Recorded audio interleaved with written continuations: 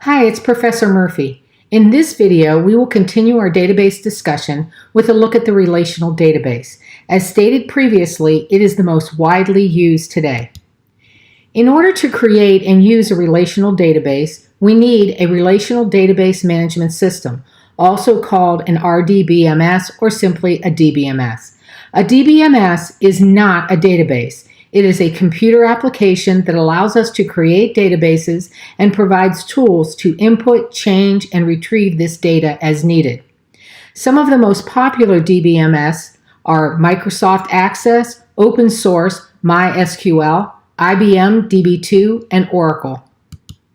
There are many benefits to good data management. It helps people and organizations run smoothly.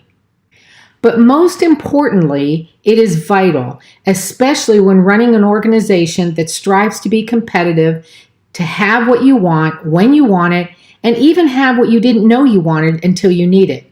Accuracy and timing are key because the power goes to those who know. The only way we can accomplish this is by developing and implementing a good design. Just like our closet, it must be designed in a way that will make it easy to get what we need. The basic relational model consists of entities, attributes, primary keys, and instances. An entity is a basic object. It is usually depicted by nouns. It has an independent existence, either physically, like a person or a book, or conceptually, like a company or job.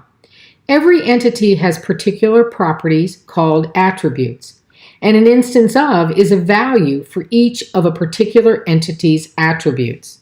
Every entity has attributes. Attributes describe the entity. For example, the entity person has a first name, last name, and ID.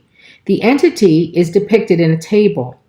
A table is simply unordered rows and columns, such as you might see in a spreadsheet, and the attributes are called fields, like the names of the columns. In this example, the table name is the entity person. First name, last name, and ID are attributes of entity person. First name, last name, ID are depicted in columns called fields. Rita is an instance of the attribute first name. It is a value. The ID is unique for every record and called the primary key. The row with values Rita, DuPont, and 1 together are a record in the table person. Let's look at what a database for a small university might need.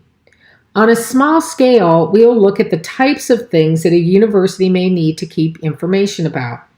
These questions are a starting point for designing a database. Before the tables are ever created in a database, the information is gathered by asking lots of questions about what information needs to be stored, and then this information is depicted in a diagram. This diagram is called an entity relationship or ER diagram. This diagram is very similar to a blueprint that is developed before you start to build a house. The ER diagram, like the blueprint, is very important to make sure we have all the information and its connections before we start to build. We are showing two pieces of information that a university might collect. It is important to know what courses a university teaches and what students take these courses. This diagram also shows the kind of information, such as name of the course and name of the student, that we want to store. In the next assignment, we will begin to design a small university database by determining what other information this university may need. This is an individual assignment using a mind mapping technique. The details are in Canvas. I hope you enjoy the assignment.